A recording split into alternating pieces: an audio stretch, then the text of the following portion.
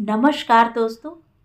खूबसूरत एवं बेजोड़ कहानियों की श्रृंखला में आज सुनेंगे लोकप्रिय कथाकार उर्मिला शिरीष जी की कहानी स्मृति लोक। तो आइए सुनते हैं कहानी। उन्होंने सारे दरवाजे और खिड़कियां बंद कर लीं, पर्दे खींच लिए। पर्दे का कोना उठाकर बाहर झांक कर देखा, आसपास कोई दिखाई नहीं दिया। यानी पर्दों के पार कोई झांक कर नहीं देख सकता था, इस बात का विश्वास उन्हें हो गया। इधर मैदान खाली था। न बच्चे क्रिकेट खेल रहे थे, न गाय भैंस घास की जगह पत्तियां खा रही थी, न आवारा कुत्तों ने अपनी जमात बना रखी थी। इस समय आसमान भूरे रंग का होता है। बादलों को आंखों पर जोर देकर देखना पड़ता है। तीखी धूप चारों तरफ फैली होती। उससे बचाव के लिए न सूनी दालानें थी, न छायादार वृक्ष। यह समय उनका अपना होता है, नितांत अपना। बाइयां अपना अपना काम निपटाकर जा चुकी होती। पड़ोसने भी 3-4 बजे के बाद घर से निकलती हैं। फोन की घंटी चुप रहती है। इसलिए इस वक्त वे इस घर की चीजों की और स्वयं की भी मालकिन होती हैं। अपनी इस मालकियत का भरपूर आनंद उठाती हैं। अपनी रुचि का भोजन बनाना, साल भर के लिए अचार, मुरब्बा, बड़ी पापड़ बनाना, किसी खास चीज की इच्छा होती तो तुरंत बना लेती। या फिर टीवी देखना, जो कि बच्चों के घर में रहते हुए नहीं देख पाती। या हाथ पांव पसार कर जी भर कर सोना, या मन किया तो अपने पुराने संगी साथियों, रिश्तेदारों और सहेलियों से जी भर बातें करना। उनकी बातों के बीच कोई रोकने वाला नहीं होता। इस समय और इस समय की दुनिया में वे मुक्त परिंदे की तरह उड़ान भरती हैं। मुक्त मन, मुक्त तन, मुक्त आकाश, मुक्त कामनाएं, मुक्त उड़ान। सभी तरह के तनावों से मुक्त, सभी तरह की शंका कुशंकाओं से रहित। पर आज उन्हें एक जरूरी काम करना था। इस काम में उन्हें किसी की दखलंदाजी नहीं चाहिए थी। सो उन्होंने दीवार से टिककर लकड़ी से धकियाते हुए पेटी को दीवान के नीचे से निकाला। पेटी जो लगभग 35 साल पुरानी हो चुकी है। पेटी की आयु बढ़ाने के लिए समय समय पर वे उसका रंग रोगन करती रहती, कुंदा बदलवाती रहती। 3-4 बार पेंट करवाया। इस बीच कई खूबसूरत मजबूत अलमारियां आईं, पर पेटी और पेटी की सत्ता अपनी जगह कायम रही। पेटी अपनी ठसक, विश्वसनीयता और हैसियत को बनाए रही। ऐसा इस पेटी में क्या है माई, जो उसे छाती से चिपकाए रखती हो? कचरा निकाल कर फेंक दो। जो सामान ठीक ठाक या काम का हो उसे अलमारी में रख लो। कितनी जगह घेरती है यह पेटी। तब माई का चेहरा उतर जाता। बच्चों की सहज हंसी भरी बात उनके भीतर कील की तरह गड़ जाती। उन्हें लगता अपमान पेटी का नहीं, उनका किया जा रहा है। आज पेटी के लिए जगह नहीं है तो क्या कल उनके लिए भी जगह नहीं रहेगी? फिर इस पेटी को कैसे बचाया जाए, कहाँ रखा जाए, सबकी नजरों से छुपाकर। इसी सोच विचार में उनका समय निकल जाता। उनकी निगाहें घर के हर कोने में ठहर जाती। छत से लेकर बाहर के बरामदे तक में वे पेटी के लिए जगह तलाशती। फिर एकाएक उन्हें यह जगह ठीक लगी थी, दीवान के नीचे, जहां से न पेटी दिखती है और न उसका रंग। न उसे कोई हाथ लगा सकता था और ना ही फालतू समझकर फेंक सकता था। हाँ, निकालने और रखने के लिए एक आदमी की मदद जरूर लगती थी। सो उन्होंने इसका भी एक तरीका निकाल लिया था। दीवार से पीठ को लगाकर लकड़ी से उसे धक्का देकर बाहर खिसका लेना। अपनी इस तरकीब पर उन्हें खुशी भी हुई थी और गर्व भी। तुम लोगों को शर्म आती थी ना मेरी पुरानी पेटी को देखकर। अब मेरी पेटी ना तो जगह घेरेगी, ना तुम्हें दिखाई देगी। वे पेटी का बचाव करती हुई बोली थी। वे कैसे समझाएं बच्चों को कि जो पेटी उन्हें फालतू, बदसूरत, भद्दी और पुराने जमाने की चीज लगती है, वह उनके लिए कितनी और किस मायने में महत्व रखती थी। यह पेटी उनके जीवन और पति की स्मृतियों का जीता जागता संग्रह है। पति के अंतिम समय तक यह पेटी उनके पलंग के नीचे रहती थी। छोटा सा ताला लटका रहता था। इसे खोलने की इजाजत किसी को न थी। बल्कि कई दफे बच्चों को गहरी उत्सुकता यही थी कि पेटी को खोलकर देखा जाए। पर पिता का डर इतना कि उसे छूने के पहले कई बार सोचना पड़ता था। पति की मृत्यु के बाद उसे उन्होंने अपने संरक्षण में ले लिया था। पेटी उनकी सहचरी बन गई थी, हमराज हो गई थी। जब जब भी उनके पास कोई चीज आई या रुपए पैसे उपहार में मिले, चांदी सोने के सिक्के जेवर, सबको कपड़े में लपेटकर वे इसी पेटी में डाल दिया करती थी। दुनिया भर का सामान जिसका कोई हिसाब किताब नहीं था, इसी पेटी में समा गया था। इतना ही नहीं, बच्चों के परिवार से, रिश्तेदारों से, बचपन से लेकर उनके शादी ब्याह तक की चीजें इसी पेटी में स्थान पाती गई थीं। यह पेटी जीवित और मृत, सुंदर और असुंदर, प्रेम और मोह, वैराग्य और मोक्ष की ऐसी जगह बन गई थी जहां मनुष्य का मन अटक कर रह जाता है, या उस परिंदे की तरह बन जाता है जो बार बार उसी पेड़ पर लौटकर आता है जहां कभी उसने घोंसला बनाया था। यह पेटी अतीत से लेकर वर्तमान तक की यात्रा की साक्षी थी, सहभागी थी। पेटी को पास में खींचकर उन्होंने उसे थपथपाया, महीनों से जमी धूल और जालों को कपड़े से साफ किया। पुरानी धूल की गंध से उन्हें जोर का ठसका लगा। पता नहीं कितनी देर तक वे खांसती रहीं। बेटे या बेटी को पता चलेगा तो वे चिल्लाएंगे कि यह सब करने की क्या जरूरत थी, क्या यह काम बाई से नहीं करवाया जा सकता था। पर वे उन दोनों को कैसे समझाएं कि कुछ चीजें गैरों का हाथ लगने से और मैली हो जाती हैं। गीला कपड़ा करके वे पेटी को करीने से पोंछने लगीं। उनका हाथ यूं चल रहा था जैसे पेटी न हो, नाजुक बच्चे का कोमल, सुंदर और रेशमी शरीर हो। अब पेटी का रंग चमक उठा था। हल्का सा ग्लानि का भाव उनके मन को उद्विग्न कर गया कि इतने महीनों से क्यों नहीं उन्होंने पेटी की सफाई की। चाबी निकालकर ताला खोला। उन्होंने घड़ी की तरफ बेचैन निगाहों से देखा। अभी 2 घंटे शेष थे बच्चों के लौटने में। बहुत ही तल्लीनता से सामने पेटी खोलकर जमीन पर ही बैठ गईं। पेटी के भीतर से आती गंध उन्हें भीतर तक सिहरा गई। इस गंध में डूबी चीजों को वे एक एक करके निकालती जा रही थीं। सामान को झाड़ती, झड़ाती, खोलती, फटकारती, फैलाती, ध्यान से देखती। वे समय को अपने सामने से गुजरते हुए देख रही थी। समय जो आगे जाता है भविष्य की ओर, इस समय पीछे लौट रहा था, अतीत में, अतीत के साए में। पुराने एल्बम के पन्ने पलटते हुए वे अतीत में जाकर खड़ी हो गईं। हालांकि एल्बम में पीलापन आ गया था, जगह जगह चकत्ते पड़ गए थे, ठीक वैसे ही जैसे इन दिनों आपसी संबंधों में। कितना बड़ा परिवार था, 17 लोगों का। वे सबसे छोटी थीं। उनका विवाह भी सबसे बाद में हुआ था। और वो विवाह भी क्या था।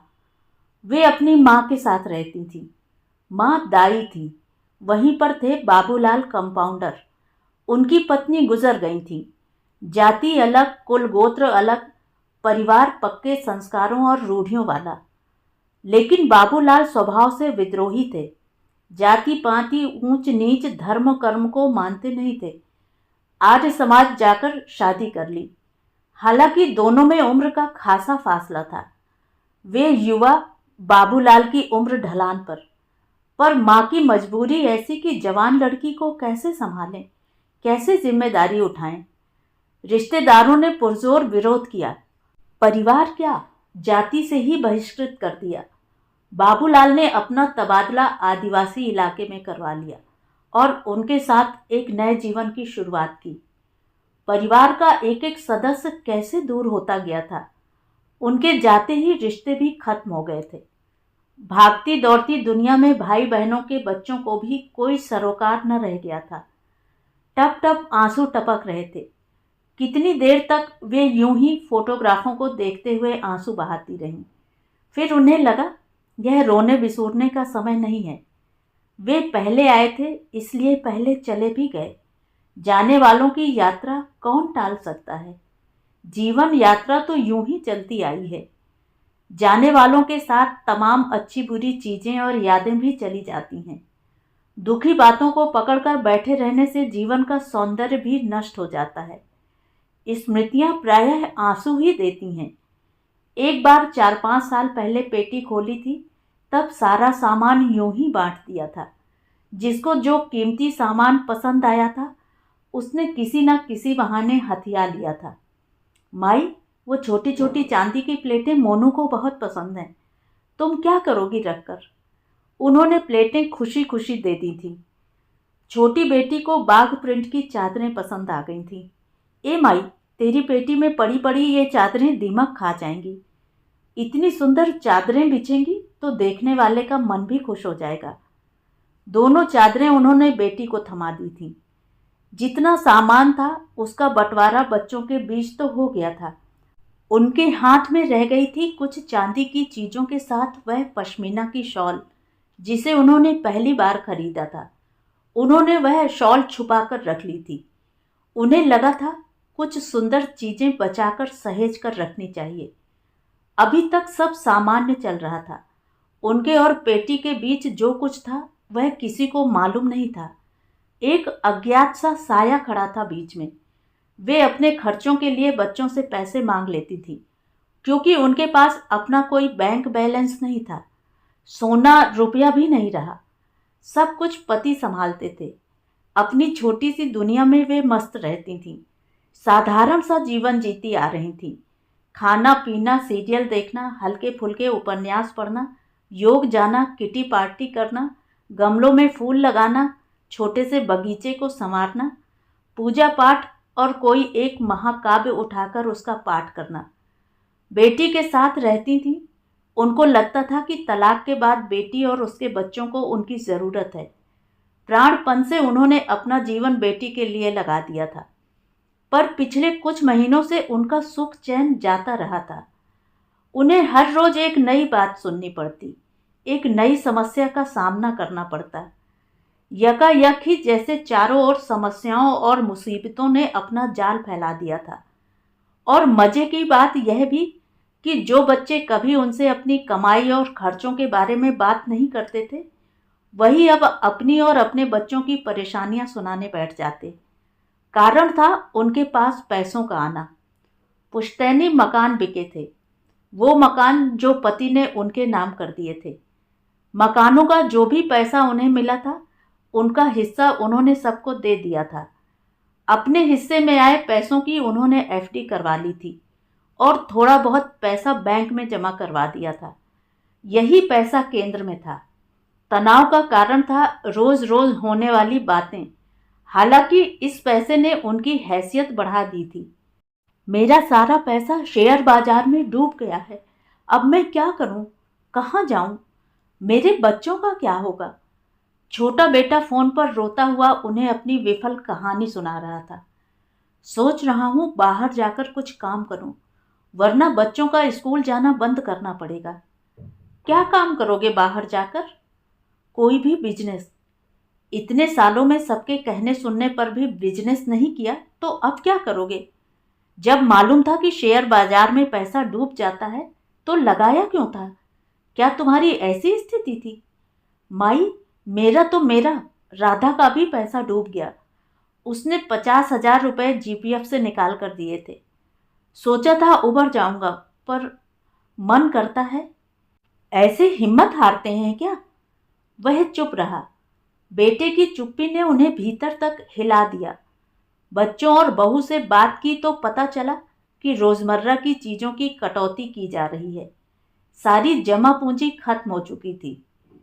सच और झूठ के बीच वे निर्णय नहीं ले पा रही थी कि यह पैसा खींचने का नाटक था या वाकई असफलता का दर्द, हताशा, भविष्य के अंधेरे। यह बता रहा था कि कुल मिलाकर 8.5 लाख रुपए डूब गए। अब जो उनके हाथ में पैसा था वह भी दे दिया और खुदा ना खास्ता वह भी गया, तो तुम्हारा और मेरे बुढ़ापे का एकमात्र सहारा फिर क्या बचा? कह तो दिया उन्होंने, पर मन भारी हो उठता, मन धिक्कारने लगता। बेटा मुसीबत में है, बच्चों की पढ़ाई का, भविष्य का सवाल है। नहीं दिया तो सारा दोष मेरे मत्थे आ जाएगा। दादी, मेरे साथ की सारी लड़कियां बाहर पढ़ने जा रही हैं। यहाँ इस छोटे से शहर में कोई स्कोप नहीं है, कोई ढंग का पढ़ाने वाला नहीं है, मैं पीछे रह जाऊंगी, लड़की रोते रोते कह रही थी। तो जाओ, किसने रोका? पर दादी, 40,000 रुपये अभी जमा करने हैं। मम्मी पापा ने तो सब बंद कर दिया है, फ्रिज, टीवी, दूध। रात दिन पापा लड़ते रहते हैं, उनको ब्लड प्रेशर हो गया है। मम्मी अकेली क्या क्या करें, पापा पागल ना हो जाएं। वे गहरी सोच और चिंता में डूब गईं। एक मन करता पैसे दे दें, दूसरा मन करता अगर पैसे दे दिए और फिर से शेयर बाजार में लगा दिए तो। और लाख 1.5 लाख रुपए में आजकल कौन सा बिजनेस होता है। इधर नीना, लड़के की बेटी, पैसे मांग रही है, उसके भविष्य का सवाल है। लड़के बहू से कितना भी विरोध क्यों न हो, बच्चों के सवाल पर मन पिघल ही जाता है। उन्हें तो कुछ समझता नहीं है कि कोचिंग कितने की होती है और कितने की ट्यूशनें। इतनी महंगी पढ़ाई, इतने में तो उनके चारों बच्चों ने पूरी पढ़ाई कर ली थी। रात दिन मन छटपटाता रहता। बेटा क्या सोचेगा कि माँ के पास पैसे हैं और वह दर दर की ठोकरें खा रहा है। पोती के बाल मन पर क्या असर पड़ेगा कि दादी ने पढ़ाई के लिए पैसे नहीं दिए थे। इससे तो अच्छा तब था जब वे खाली हाथ रहती थी, न कोई अपनी समस्या बतलाना, न उन्हें इस तरह की मारक आत्म तकलीफ से गुजरना पड़ता था। पैसा आते ही वे सलाह देने वाली बन गई थी। 2 दिन की ऊहापोह के बाद उन्होंने नीना को बुलाकर पैसे दे दिए थे। अब उनका मन हल्का था, शांत था, अपराध बोध के भार से मुक्त, कोई चट्टान हट गई हो जैसे। मन और आत्मा दोनों ही जानलेवा युद्ध से मुक्त हो गए थे। चलो, पैसा उसकी पढ़ाई के काम तो आया, अब आगे तो जरूरत नहीं पड़ेगी। नहीं, अब मेरे पास बचा भी क्या है। बाद में पता चला कि पहले दिए रुपयों में से बेटे ने 50,000 रुपये लड़की के नाम जमा करवा दिए थे, एफडी के रूप में। उनके मन को, विश्वास को, निश्चल चिंता को गहरा आघात लगा था। आघात इसलिए भी लगा था कि उसने पैसों के लिए अपनी अबोध लड़की को भी साजिश में शामिल कर लिया था। एक एक पैसा वसूल कर रहा है, ब्लैकमेल कर रहा है। अब भूल कर भी पैसे मत दे देना, सुनकर बड़े बेटे ने नसीहत दी। मुझको शक है कि वह पैसा भी शेयर बाजार में डूबा होगा। मैं कह रहा हूं कि वह फिर कोई कहानी सुनाएगा और तू पिघल जाएगी। तू बचा कर पैसा। उन्होंने हिसाब लगाया। सचमुच उनका अपना तो कोई खास खर्च था नहीं, न घूमना फिरना, न सामान खरीदना, न कोई और शौक। जबकि हमउम्र महिलाएं देश भ्रमण या तीर्थ यात्रा पर निकलती हैं। बुढ़िया सोने चांदी के गहने पहनती हैं और वे, सोच रही हूँ पुरानी सोने की चूड़ियाँ बदलकर नई चूड़ियाँ ले लूँ। एक दिन उन्होंने डरते डरते कहा, बाकी पैसा कहाँ से आएगा? इतना पैसा सबको दे दिया। मैंने पूछा तुम लोगों से कहाँ खर्च किया? थोड़ा बहुत पैसा अपने पर खर्च कर लूँ, उन्होंने हंसते हुए कहा। सबने उनकी कलाइयों की तरफ ऐसे देखा मानो उन्होंने कोई अनहोनी बात कह दी हो। देखो, माई को इस उम्र में जेवर पहनने का शौक हो रहा है, छोटी बहू ने ताना मारा था। पर पहली बार उन्होंने ऐसा कदम उठाया था जब अपनी इच्छा के अनुसार अपने लिए कोई नई चीज खरीदी थी। अन्यथा पूरा जीवन पति की इच्छा के अनुसार चला। तब उनका दौर था और अब बच्चों की टोका टाकी। कुछ ही दिन शांति के बीते होंगे कि बड़े बेटे का फोन आ गया। सुन माई, मैं तुझसे कहना तो नहीं चाहता था, लेकिन क्या करूं, मेरी सैलरी रुकी हुई है। हाउसिंग लोन की किस्तें भरनी होती हैं, वह भी रुकी हुई हैं। बच्चों को पैसे भेजने हैं। तू एक काम कर, मुझे कुछ महीनों के लिए ब्याज पर पैसे दे दे। जितना ब्याज बैंक में जाता है उतना मैं तुझे दे दूंगा। मेरे पास क्या बचा है, बस वही एक एफडी पड़ी है। एफडी? उस पर तू लोन ले सकती है, बेटे ने प्रस्ताव दिया। जरूरी कितना पैसा चाहिए? कम से कम 25,000। उनका बचत का पैसा जो यहाँ वहाँ से बचाकर चुपचाप पेटी में डाल दिया जाता था, उन्होंने चुपचाप निकाला। पूरे 27,000 थे। बेटा सोचेगा पहले देने से मना कर दिया था, या सोचेगा मैं ब्याज पर पैसे दे रही हूँ, घर में ही साहूकारी कर रही हूँ, पर इन लोगों के चक्कर में सारा पैसा चला जाएगा। मुझे कौन सा छाती पर रख कर ले जाना है? बचा कर रखूंगी तो इन्हीं के काम आएगा। बहुत सोच विचार करने के बाद उन्होंने एक तरकीब निकाली और बेटे से बोली, सुनो, मैंने वर्मा जी से बात की थी, तुम समय पर उनके पैसे लौटा देना और महीने के महीने ब्याज दे देना। कहते हुए मन में खराब भी लगा, लेकिन इस समय यही सही था। मैं सैलरी मिलते ही पैसे लौटा दूंगा, बेटे ने आश्वस्त करते हुए कहा। कुछ महीने तो समय पर ब्याज का पैसा मिलता रहा, पर बाद में बेटे की स्थिति और खराब होती गई। वे कई बार याद दिलाती, तब बेटा कह देता, तू दे दे, मैं तेरा पूरा हिसाब किताब कर दूंगा। बेटा लापरवाही के साथ कहता। कई महीनों का ब्याज चढ़ गया था। वे हर महीने याद दिलाती, पैसा मिले तो पेटी में डाल दें या कोई सामान खरीद लें, पर बेटा था कि पैसे लौटाने का नाम नहीं ले रहा था। माई, मैं बाहर जा रहा हूँ, 50,000 रुपये जमा करने हैं। काम अच्छा है, मैं कब तक छोटे मोटे काम करता रहूँगा। एक महीने बाद छोटा बेटा अपनी समस्या को रख रहा था। देखो नरेश, साफ साफ सुन लो, मेरे पास बिल्कुल पैसे नहीं हैं। मैं जितना दे सकती थी दे चुकी हूँ। एफडी तो है, उस पर लोन लेकर दे दे, मैं सारी किश्तें चुका दूंगा और तेरी एफडी भी बची रहेगी। नहीं, यह सब नहीं होगा, अपनी व्यवस्था खुद करो। गुस्से में आकर उन्होंने फ़ोन रख दिया। क्या सचमुच बच्चे इतने ही परेशान रहते थे और उन्हें बताते नहीं थे, या उनसे पैसे लेने के लिए ये तमाम परेशानियां बताई जा रही हैं? रात रात भर वे करवटें बदलती रहती। मन करता, क्या रखा है इन पैसों में, दे दो, सब दे दो, खाली कर लो अपने आप को। हो सकता है इन पैसों से उसका काम चल निकले, रोज रोज मांगने की नौबत ही ना आए। माई, तुझे किसी चीज की कमी है क्या? मैं सारा पैसा वापस कर दूंगा। बेटा मिन्नत कर रहा था, अपने लिए सहारा तलाश रहा था। क्यों रे, जिस उम्र में तुम सबको मेरी देखभाल करनी चाहिए, उस उम्र में मैं तुम लोगों की चिंता कर रही हूँ। रात दिन चिंता में घुलती रहती हूँ। ऐसा भी क्या करते हो तुम लोग कि हमेशा पैसों की तंगी बनी रहती है? कहने को तो कह दिया, पर मन ही मन घबरा भी रही थी। लग रहा था चारों तरफ से घिर गई हैं। कहीं निकलकर अपना मन हल्का करना चाहती थी। सो कुछ दिन बाद उन्होंने घोषणा कर दी कि वे चारों धाम की यात्रा पर जा रही हैं। अकेले, इस उम्र में? तबीयत खराब हो गई या कुछ और हो गया तो? कुछ नहीं होगा, मेरा भी मन करता है कि मैं बाहर निकलूं, घूमूं। तुम लोग तो कहीं ले जाते नहीं। तुम्हारे पिता ने कभी घर से बाहर नहीं निकलने दिया। देखो, माई कितनी स्वार्थी हो गई हैं, अकेले घूमने जा रही हैं, हम लोगों को भी नहीं ले जा रही हैं। बच्चे उन्हें चिढ़ा रहे थे। कितना पैसा लगेगा? कितना भी लग जाए, तुम लोगों को तुम्हारा पैसा मिल गया ना, मैंने अपना हिस्सा भी दे दिया। हमको क्या करना है? वे चाहे जो करें, हमें कोई हक नहीं बनता कि उन्हें रोके टोकें, उनसे हिसाब किताब पूछें।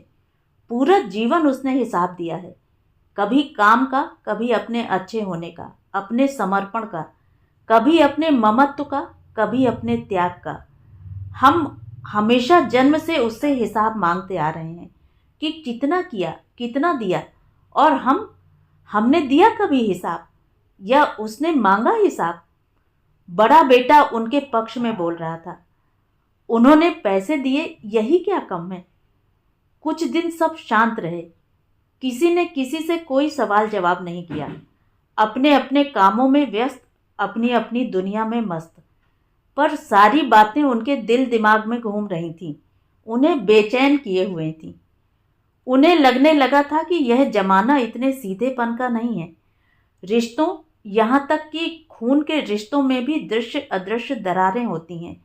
विश्वास अविश्वास की दरारें, लेन देन की, सत्ता शक्ति की, अधिकार और हैसियत की। थोड़ा नाटक, थोड़ी बातें, थोड़ी बहानेबाजी तो आनी ही चाहिए। पेटी में पड़ा खाली बैग थोड़ा थोड़ा भरने लगा था। अपनी बूढ़ी होती देह को संभालना भी उन्हें जरूरी लगने लगा था। दर्द, वो भी बुढ़ापे का दर्द। यह दर्द फुर्र से उड़ता बहता शरीर के किसी भी हिस्से में अपना घोंसला बना लेता था। अब छोटी छोटी बातें उन्हें आहत करने लगी थी कि बेटों के घरों में उनके लिए मजबूरीवश या किसी अन्य कारणवश जगह नहीं थी, या कभी उन्हें लगता कि अब बेटी के पास भी उनके लिए समय नहीं है, जबकि वह दिन भर से उसका इंतजार कर रही होती है, या उसका बेटा उन पर चिल्ला पड़ता है। उसे उनकी टोका टाकी पसंद नहीं आती है, या उनके अपने बेटे उनको उतना महत्व नहीं देते हैं। बहुओं के मन में अपनी अपनी गांठें हैं। फिर उन्हें लगा, नहीं, उन्हें रोती धोती दयनीय बुढ़िया नहीं बनना है। वे किसी की दया पर नहीं जीना चाहती हैं। अपने होने की प्रतीति करवानी पड़ती है, अपना अधिकार मांगना पड़ता है। उन्होंने पासा पलटा। अपने भीतर का ग्लानि भाव उन्होंने धो डाला। जितना करना था कर दिया। अब वे बच्चों को रेस्टोरेंट ले जाती, मोहल्ले में होने वाले समारोहों में भाग लेती, किटी पार्टी में जाती, सारे त्योहार पर सबको आमंत्रित करती, खुद भी सलीके से रहती, बालों को रंगती, आइसक्रीम कोल्ड ड्रिंक्स बुलाकर पीती। हर रोज नई चीजें बनाना खिलाना उनकी दिनचर्या में शुमार हो गया था। मन को ठेस पहुंचाने वाली बातों को उन्होंने छुपाना या दरकिनार करना सीख लिया था, पर यह सब उनकी तरफ से किया गया प्रयास था। बड़ा बेटा फिर उनके सामने खड़ा था, उदास बुझा चेहरा, कई दिनों से गोया सोया न हो, इस तरह की सूरत बनी हुई थी। क्या हो गया? क्या बताऊं माई? हो क्या गया? कुछ पता तो चले। मुझे एकाएक पैसों की जरूरत आन पड़ी है। मेरे पास तो है नहीं। तुमने वर्मा जी के पैसे लौटाए होते तो मैं दोबारा मांग सकती थी। एफडी के पैसे नरेश ने ले लिए हैं। तूने दे दिए? उसको झटका सा लगा। तो क्या करती? आत्महत्या करने की धमकी दे रहा था। मुझसे एक बार पूछा तो होता। क्या पूछती, क्या बताती? हरामखोर बहाने बनाता है, तू उसकी बातों में आ जाती है। क्या जरूरत थी उसको पैसे देने की? कितने रुपए ले चुका है? वो चाहता है कि तेरे पास पैसे ना रहें। अगर तेरे पास पैसे रहे तो मैं ले लूँगा। जाने भी दो, पैसे पड़े ही तो थे, उसके काम आ जाएंगे। मैं तो चाहती हूँ कि वह काम धंधे से लग जाए, बस। वे बात को आगे नहीं बढ़ाना चाहती थी, इसलिए उन्होंने बात को वहीं खत्म कर दिया। अजीब तमाशा था, जब भी पैसों की बात आती, दोनों भाई एक दूसरे को पैसे न देने की नसीहत देने लगते, अपने अपने तर्कों के साथ। उन्हें डांटने समझाने लगते, लेकिन जब खुद की बारी आती तो उतनी ही बेदर्दी और बेशर्मी से उनसे पैसे ले जाते। सुन माई, तू ये चेक रख ले। किस लिए? मैं चेक का क्या करूंगी? ब्याज का पैसा देना था ना, और दूसरा यह चेक। तू अपनी चूड़ियां दे सकती है क्या? 1 हफ्ते बाद उठाकर दे दूंगा। वे उसका चेहरा देखती रह गईं। अंदर जैसे आंधी उठी हो। अपनी तमाम शिकायतों, गुस्से, क्षोभ और नसीहतों को जब्त किए रहीं। समझ में नहीं आ रहा था कि क्या कहें। उनकी इकलौती स्त्री धन चूड़ियां भी जा रही थीं। उन्हें लगा, एक भाई दूसरे भाई का नाटक कितनी होशियारी से फ्लॉप करता है। पता नहीं एफडी के पैसे वापस भी होंगे या नहीं, चूड़ियां उठेंगी भी या नहीं, सामने पड़े 2 चेक भुनेंगे भी या वापस खाली रह जाएंगे।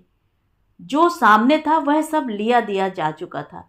बस जो था वह इस पेटी में था। उन्होंने एक एक सामान करीने से जमाया। जब सारा सामान जम गया तो ताला लगा दिया। एकटक वे पेटी को देखती नहीं। यह पेटी उनके लिए संपूर्ण ब्रह्मांड थी। पेटी को देखकर, उसे छूकर उन्हें खुशी महसूस हो रही थी। उन्हें लगा, क्योंकि पति की पेटी ही उनकी सच्ची हमदर्द थी, हमराज थी, उनकी जिजीविषा थी।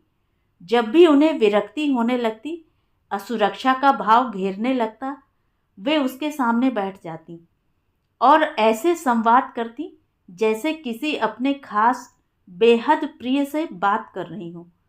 यह पेटी ही तो है जो तमाम रहस्यों को अपने भीतर समेटे हुए उनके जीवन की शेष यात्रा का संबल बनी हुई थी। तो ये थी कहानी। कहानी आपको कैसी लगी कमेंट करके ज़रूर बताएं। और अगर मेरे द्वारा सुनाई हुई कहानियाँ आपको अच्छी लगती हैं और आप मेरे चैनल पर पहली बार आए हैं तो चैनल को सब्सक्राइब ज़रूर करें, लाइक करें और अपने दोस्तों और परिचितों में शेयर भी करें। बेल आइकन दबाना बिल्कुल भी ना भूलें। धन्यवाद।